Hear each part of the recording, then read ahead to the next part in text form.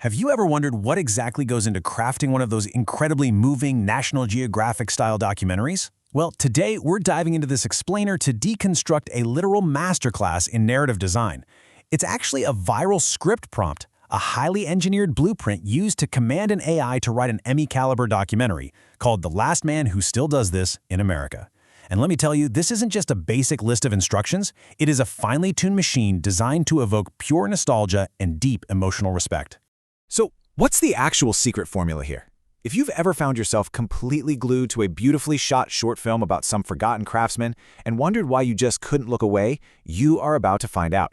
We really have to treat our source material like a literal blueprint for building cinematic storytelling from the ground up. The rules are strict. It demands 100% original, emotionally powerful content. The ultimate goal? To make the audience truly believe they are watching the absolute final guardian of a disappearing American tradition. Right off the bat, the source sets a hard boundary, exactly 15 to 20 minutes of narration. Why that specific window? Because it's the absolute perfect sweet spot. It's just enough time to hook an audience and build real emotional pacing without dragging on and overstaying its welcome. It completely forces the writer to create rich, highly visual scenes within a very tight frame. We're talking roughly 4,000 to 5,500 words in total. Literally no filler allowed. Every word has to earn its keep. Now, a powerful narrative like this doesn't just happen. It starts with strict foundational constraints to guarantee historical authenticity. The blueprint doesn't just say, make up a cool story. It meticulously maps out the core concept, the protagonist, and the world they live in. It demands that every single iteration of this script feels just as real and grounded as a premium, big-budget PBS special. And that brings us to the prompt's first major rule. You have to select a completely different, totally believable, historically rooted American profession every single time. It even gives this staggering list of examples to set the tone. Think a wooden water tower builder, an historic ferry captain, or an ice harvest worker. It forces the whole narrative into a hyper-niche, highly authentic corner of history that most people have completely forgotten about. To really anchor this lost profession, the narrative requires a very specific type of protagonist. We're talking about an American man between 80 and 90 years old with up to 70 years of experience in his craft. This guy isn't just some weekend hobbyist. He is a master who has dedicated his entire existence to a singular, relentless pursuit. The instructions even demand a realistic American name, a deeply meaningful personal history, and a life that is completely embedded in a rural community. Here is where it gets really interesting, though.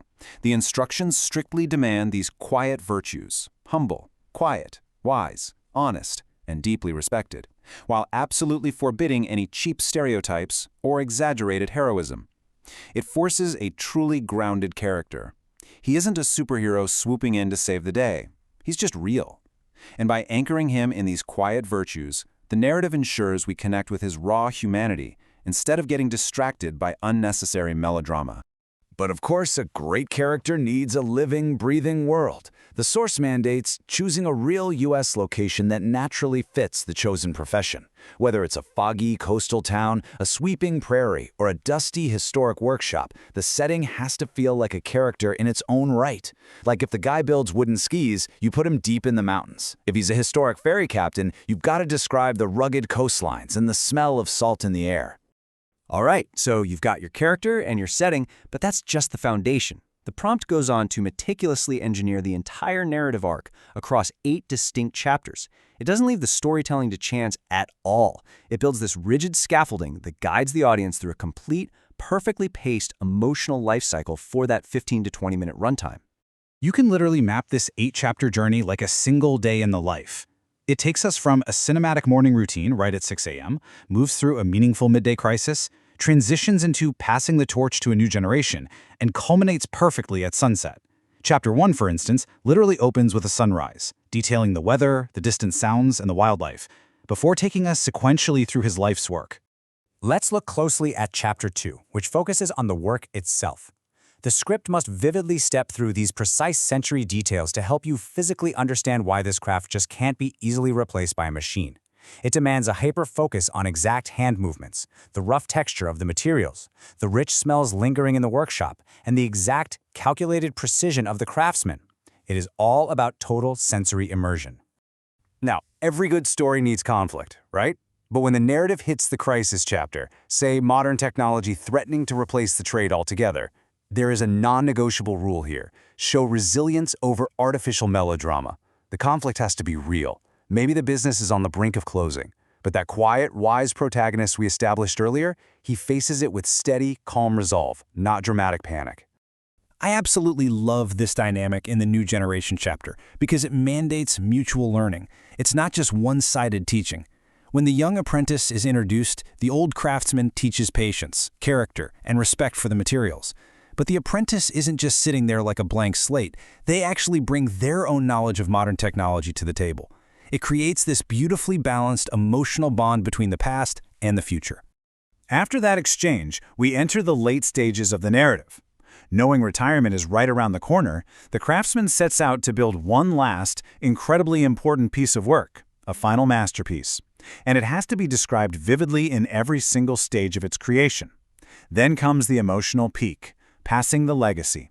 He hands down his absolute favorite tool to the apprentice, sharing one unforgettable lesson that totally encapsulates his core values. So the story structure is rock solid, but as we know, execution is literally everything. To make sure this script feels like a top-tier documentary, the instructions lay down some incredibly strict stylistic guardrails.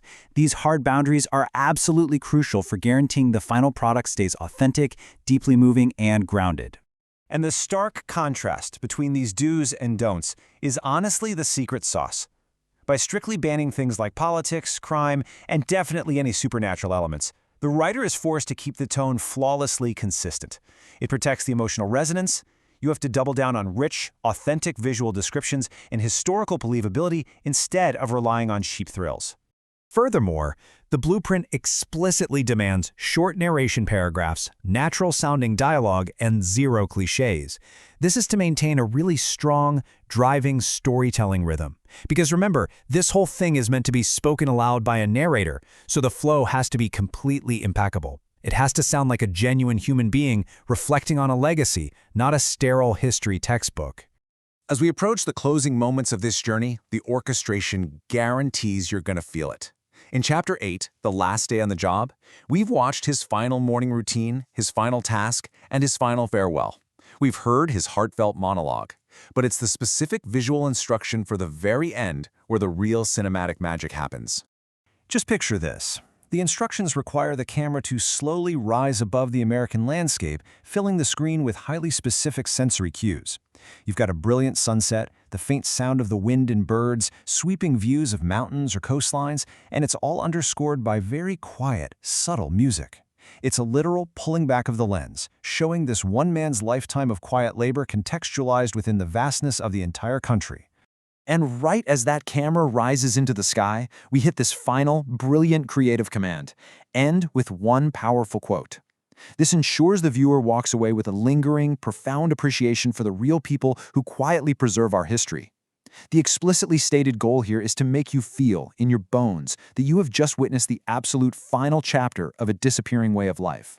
And to wrap it all up, the prompt demands that these exact literal closing words, fade to black, end, be written right on the page.